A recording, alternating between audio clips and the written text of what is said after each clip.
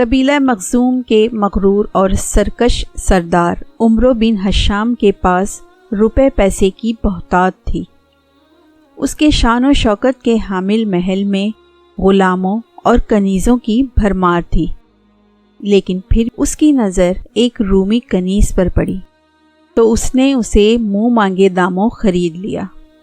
اس لیے نہیں کہ اسے ملازمہ کی ضرورت تھی، بلکہ اس لیے کہ یہ سرخ و سفید خوبصورت کنیز اس کے دل کو بھا گئی تھی۔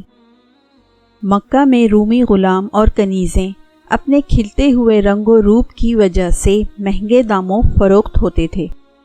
روپے پیسے کی اس کے پاس کمی نہیں تھی، اس لیے عمرو بن حشام نے اس رومی کنیز کو خرید لیا جس کا نام زنیرہ تھا۔ زنیرہ کون تھی؟ اس کا خاندان کیا تھا؟ وہ کیا حالات ہوئے کہ دنیا کی سپر پاور سلطنت روما سے زنیرہ مکہ کے بازار غلامہ میں ناقدر جنس کی طرح فروخت ہو گئی؟ ان باتوں سے نہ عمرو بن حشام کو کوئی دلچسپی تھی، نہ جاننے کا کوئی شوق۔ زنیرہ کے ذہن میں بھی اپنی جائے پیدائش کا تصور محض ایک بھولے بسرے خواب کا رہ گیا تھا۔ میں کون ہوں؟ کیا میں غلامی کے لیے پیدا ہوئی ہوں؟ کیا کبھی کوئی فیصلہ اپنی مرضی سے بھی کر سکتی ہوں؟ میری پیدائش کا مقصد کیا ہے؟ خالق کائنات نے مجھے کیوں پیدا کیا؟ یہ وہ سوالات تھے جو اس کی شعور پر دستک دیتے، مگر وہ ان سوالات کا جواب کسی سے طلب نہیں کر سکتی تھی۔ وہ بے شناخت تھی، اسے اپنی شناخت چاہیے تھی، کیونکہ وہ ایک زر خرید ملازمہ تھی، آقا کے سامنے ہاتھ باندھے کھڑی رہنے والی ایک کنیز، جسے سوال پوچھنے کا حق حاصل نہیں تھا، جسے کہنے کا نہیں صرف سننے کا حکم تھا۔ اس کا کام تابع داری تھا، اور کام کی نوعیت کا تعین کرنا مالک کا کام تھا۔ اپنی شناخت سے بے شناخت زنیرہ کا سوال گاہے بگاہے اسے بے چین کر دیتا۔ میں کون ہوں؟ میں کون ہوں؟ لیکن جواب کون دے یہ بھی کوئی نہیں جانتا تھا۔ دن گزرتے چلے گئے، زنیرہ اس غلامانہ زندگی کی عادی ہو چکی تھی۔ اب وہ سوال بھی کبھی کبھار ہی اس کے ذہن میں اٹھتا۔ عمرو بن حشام کا رویہ زنیرہ سے روایتی آقا اور غلام کا تھا۔ اونٹوں کا گوبر اٹھانا، ان کو چارہ ڈالنا، گھر کو صاف رکھنا، عمرو کی چیزوں کی حفاظت کرنا، پھر ساتھ ہی ساتھ عمرو کی بیوی کی ناگوار گالیاں اور مار پیٹ بھی اس کی زندگی کا حصہ تھی۔ خوف، ڈر، وسوسے اور اندیشے، اس کی زندگی اسی شش و پنج میں گزر رہی تھی۔ ایک روز بہت عجیب بات ہوئی۔ چپ چاپ خاموش طبع زنیرہ اونٹوں کو چارہ ڈال کر پلٹ رہی تھی کہ اسے اپنے آقا کی آواز آئی جو مالکن سے بات کر رہا تھا۔ محمد صلی اللہ علیہ وآلہ وسلم جو میرے سامنے پلہ بڑھا ہماری ہی طرح زندگی گزارتا ہے، اب وہ کہتا ہے کہ اللہ اس سے کلام کرتا ہے، اس پر وحی نازل کرتا ہے، اس کے پاس جبرائیل فرشتہ آتا ہے۔ آقا کی آواز کے ساتھ ہی کہکہا بلند ہوا۔ زنیرہ کو دیکھتے ہی مالکن نے روب دار آواز سے اسے بلایا، او زنیرہ ادھر آ اور میرے پاؤں دبا۔ زنیرہ سعادت مندی سے مالکن کے پاس گئی اور پاؤں دبانے لگی۔ کچھ دیر بعد مالکن کی سماعتوں میں سوراخ کرتی تیز آواز بلند ہوئی، یہ کیا بات کر رہے ہو؟ محمد صلی اللہ علیہ وآلہ وسلم نے ایسا کب کہا؟ عمرو نے نیم استراحت کی حالت میں کہا، آج، ابھی۔ محمد صلی اللہ علیہ وآلہ وسلم نے مکہ کے سارے اکابرین کو بلوایا تھا۔ پہاڑ کے قریب اس نے پوچھا کہ اگر میں کہوں کہ اس پہاڑ کے پیچھے سے دشمن کی فوج آ رہی ہے تو کیا تم یقین کر لو گے؟ سب نے محمد صلی اللہ علیہ وآلہ وسلم کے گزشتہ کردار کو دیکھتے ہوئے کہا، ہاں، ہم یقین کر لیں گے، کیونکہ ہم نے ہمیشہ تمہیں سچا اور امانت دار پایا ہے۔ پھر اس نے کہا کہ سنو، مجھے اللہ نے پیغمبر بنا کر بھیجا ہے۔ اللہ نے مجھے تمہیں یہ بتانے کے لیے مبعوث کیا ہے کہ اللہ ایک ہے، ایک اللہ کے سوا کسی اور کی عبادت مت کرو، تمہاری تمام حاجتیں وہی اللہ پوری کرتا ہے۔ عمرو چند لمحے خاموش ہو کر بولا، حیرت تو یہ ہے کہ وہ یہ کہتا ہے کہ سب انسان برابر ہیں۔ ہاں ہاں۔ اس نے ایک بار پھر کہا لگایا، آقا، غلام کی تمیز کبھی مٹ سکتی ہے؟ کیا اعلیٰ اور ذلیل قبیلے برابر ہو سکتے ہیں؟ معلوم نہیں محمد یہ کون سی باتیں کر رہا ہے جو نہ کبھی سنی نہ دیکھی۔ یہ بات آئی گئی ہو گئی، لیکن یہ باتیں زنیرہ کی یادداشت میں رہ گئی۔ خاندان قریش سے تعلق ہونے کی وجہ سے حضرت محمد صلی اللہ علیہ وآلہ وسلم کے تعلقات بنو مخزوم سے بھی تھے، اور دوسرے بہت سے لوگوں کی طرح زنیرہ بھی حضرت محمد صلی اللہ علیہ وآلہ وسلم کے لیے دل میں احترام کے جذبات پاتی تھی۔ پھر یہ عمرو بن حشام کا معمول بن گیا کہ اکثر گھر میں عمرو اور اس کی بیوی حضرت محمد صلی اللہ علیہ وآلہ وسلم کے بارے میں زہر سے بجھی گفتگو کیا کرتے۔ نہ جانے کیا بات تھی کہ عمرو بن حشام جتنا حضرت محمد صلی اللہ علیہ وآلہ وسلم کے خلاف زہر اگلتا، اتنا ہی زنیرہ کے دل میں حضرت محمد صلی اللہ علیہ وآلہ وسلم کا احترام بڑھتا چلا جاتا۔ پھر ایک عجیب واقعہ ہوا۔ ابو جہل کی ہی سمیہ نامی بوڑھی کنیز نے زنیرہ سے حضرت محمد صلی اللہ علیہ وآلہ وسلم کے متعلق باتیں کرنا شروع کر دیں۔ ایک رات سمیہ نے بتایا کہ آج شام سمیہ رضی اللہ تعالیٰ عنہا، ان کے شوہر یاسر رضی اللہ تعالیٰ عنہ اور دو بیٹوں عمار اور عبداللہ رضی اللہ تعالیٰ عنہ نے اسلام قبول کر لیا ہے، اور زنیرہ کو ہدایت کی کہ یہ بات کسی کو نہ بتانا۔ حضرت سمیہ رضی اللہ تعالیٰ عنہ کا خاندان چوری چھپے نور نبوت سے اپنے قلب و روح کو منور کرتا رہا۔ سمیہ رضی اللہ تعالیٰ عنہ نے زنیرہ کو بتایا، رسول اللہ صلی اللہ علیہ وآلہ وسلم اللہ کا یہ پیغام لے کر آئے ہیں کہ اللہ ایک ہے، اللہ ہی کی عبادت کرو اور اپنے تصور و خیال سے بنائے گئے تمام بتوں کو توڑ پھینکو۔ اللہ نے ہر انسان کو آزاد پیدا کیا ہے، سب انسان آپس میں برابر برابر ہیں، نہ عربی کو اجمی پر فوقیت حاصل ہے اور نہ ہی اجمی کو عربی سے بڑھ کر ہے، نہ مرد کو عورت پر فضیلت ہے اور نہ ہی عورت کو مرد پر۔ اللہ کے نزدیک بزرگی کا صحیح حقدار اور پسندیدہ وہ ہے جو متقی ہے، جس کے اندر اللہ کی صفات کا نور ٹھاٹھے مار رہا ہو۔ ان باتوں میں زنیرہ کے بے شمار سوالوں کا جواب موجود تھا۔ اس کی بے چینی اور بے کلی کو قرار آ گیا اور سکون کا احساس دل و دماغ میں پیوست ہو گیا۔ زندگی وہی تھی، سارے دن کوہلو کے بیل کی طرح کام کرنا، بات بات پر گالیاں سننا اور مار کھانا، مگر رسول اللہ صلی اللہ علیہ وآلہ وسلم نے سکون کا کتنا آسان نسخہ عطا کر دیا تھا۔ ایک روز نہ جانے کس طرح وہ سمیہ کے ساتھ بارگاہ رسالت میں حاضر ہوئی۔ سراپائے محبت و رحمت ہستی نے شفقت سے اس کے سر پر ہاتھ پھیرا اور دعائیں دیں۔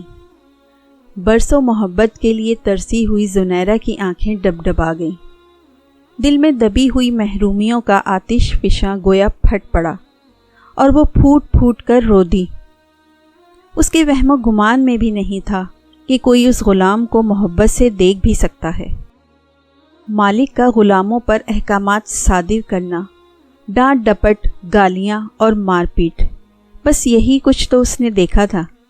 رسول اللہ صلی اللہ علیہ وآلہ وسلم نے اسے آگاہ کیا کہ انسان اشرف المخلوقات ہے، انسان اللہ کا نائب اور خلیفہ ہے، اللہ کے قادرانہ اوصاف کا امین، صفات اہلیہ سے واقف اور ملائے اعلیٰ کی آخری حدوں سے بہت آگے کا شعور رکھنے والا ہے۔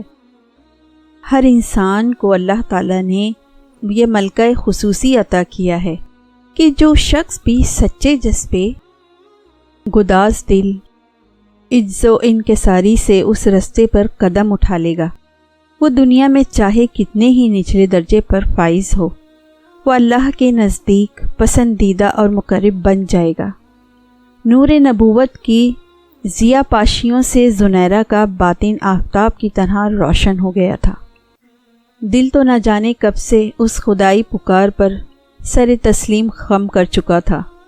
شاید یہ ازل کی پیاس تھی، نور نبوت نے جسے سراب کر دیا اور ساری تشنہ لبی جاتی رہی۔ اس نے فوری طور پر اسلام قبول کر لیا۔ اب وہ ایک معمولی کنیز سے رسول اللہ صلی اللہ علیہ وآلہ وسلم کی عظیم المرتبت صحابیہ زنیرہ رضی اللہ تعالی عنہا بن گئیں۔ رسول اللہ صلی اللہ علیہ وآلہ وسلم نے حضرت زنیرہ رضی اللہ تعالی عنہا کو اللہ کے قرب کے لیے چند طریقے مرحمت فرمائے اور تاکید فرمائی کہ ابھی اپنے قبول اسلام کا اعلان نہ کریں۔ زنیرہ رضی اللہ تعالی عنہا دولت ایمان سے سرفراز ہونے کے بعد واپس آ گئیں، لیکن عشق اور مشق چھپائے نہیں چھپتا۔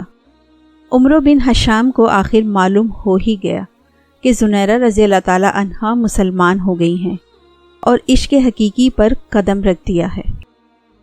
پھر اس کی جہالت و ظلم کا وہ باب کھلا کہ جس کی بنا پر اس کا نام ابو جہل مشہور ہو گیا، اور آج بھی اس کا اصل نام عمرو بن حشام بہت کم لوگ جانتے ہیں۔ ابو جہل نے حضرت زنیرہ رضی اللہ تعالی عنہا پر ظلم و ستم کے پہاڑ توڑنے شروع کر دیے۔ ابو جہل حضرت زنیرہ رضی اللہ تعالی عنہا کو اتنی بری طرح زد و کوب کرتا کہ وہ بے ہوش ہو جاتی، وہ مار مار کر تھک جاتا، مگر اللہ کی یہ نیک اور صابر بندی سب کچھ سہ لیتی، مگر پائے استقلال میں ذرا بھی لغزش نہ آتی۔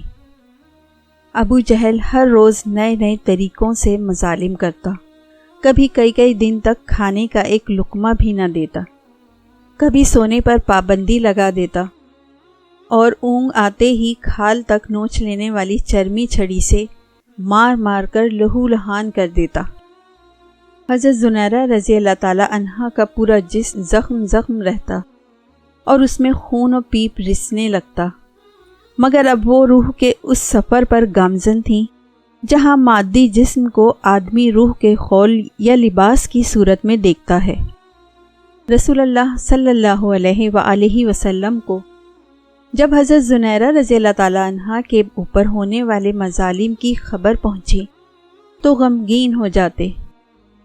ایک مرتبہ آپ صلی اللہ علیہ وآلہ وسلم کے ایما پر حضرت ابو بکر صدیق رضی اللہ تعالی عنہ ابو جہل کے پاس گئے تاکہ انہیں خرید کر آزاد کر دیں، اور اس سے کہا کہ حضرت زنیرہ رضی اللہ تعالی عنہا کو فروخت کر دو، مگر وہ ایک کینہ پرور شخص تھا، لہذا اس نے حقارت سے انکار کر دیا۔ اس کا ظلم و جبر یہاں تک بڑھا کہ حضرت زنیرہ رضی اللہ تعالی عنہا کی بینائی جاتی رہی اور آنکھیں بے نور ہو گئیں۔ یہ دیکھ کر ابو جہل نہایت طنزیہ لہجے میں بولا، یہ دیکھ، لات و عزا نے تجھے اندھا کر دیا، اب تو محمد صلی اللہ علیہ وآلہ وسلم کے دین کو چھوڑ دے۔ اس جملے نے حضرت زنیرہ رضی اللہ تعالی عنہا کے دل کو تڑپا کر رکھ دیا، مگر وہ خاموش رہی۔ یہ بات اتنی مشہور ہوئی کہ مشرکین حضرت زنیرہ رضی اللہ تعالی عنہا کی مثال دے دے کر مسلمانوں پر جملے کسنے لگے کہ دیکھو، زنیرہ رضی اللہ تعالی عنہا کو لات اور عزا نے اندھا کر دیا ہے۔ ایک روز چند مشرکین نے یہ بات حضرت زنیرہ رضی اللہ تعالی عنہا کے سامنے کہی تو حضرت زنیرہ رضی اللہ تعالی عنہا نے تڑپ کر کہا، خدا کی قسم، لات و عزا لکڑی و پتھر کے بت ہیں، وہ کیا جانے کہ کون انہیں پوج رہا ہے اور کون نہیں پوجتا۔ اگر میری بینائی زائل بھی ہو گئی ہے تو یہ مصیبت میرے لیے اللہ کا ایک امتحان ہے، اگر وہ چاہے تو میری بینائی واپس بھی دے سکتا ہے۔ حضرت زنیرہ رضی اللہ تعالی عنہا کی بات سن کر سارے مشرکین نے تنزیہ کہا لگایا پورے دن حضرت زنیرہ رضی اللہ تعالیٰ عنہا کی اس بات کا تذکرہ کر کے شرک کے پیروکار کہے لگاتے رہے، مذاق اڑاتے رہے اور مسلمانوں کے جذبات مجروح کرتے رہے۔ اگلے روز حضرت زنیرہ رضی اللہ تعالیٰ عنہا سو کر بیدار ہوئیں تو ان کی بے نور آنکھوں میں روشنی آ چکی تھی۔ اب ان کی بینائی پہلے سے بھی کہیں زیادہ تیز تھی۔ حضرت زنیرہ رضی اللہ تعالیٰ عنہا کی بینائی واپس لوٹنے کی خبر بھی مکہ میں جنگل کی آگ کی طرح پھیل گئی۔ کل تک جو لوگ حضرت زنیرہ رضی اللہ تعالیٰ عنہا کی بات کا مزے لے لے کر مضاحکہ اور تمسخر اڑا رہے تھے، انہیں سانپ سونگھ گیا تھا۔ خصوصاً ابو جہل تو شرم کے مارے گھر سے ہی نہ نکلا۔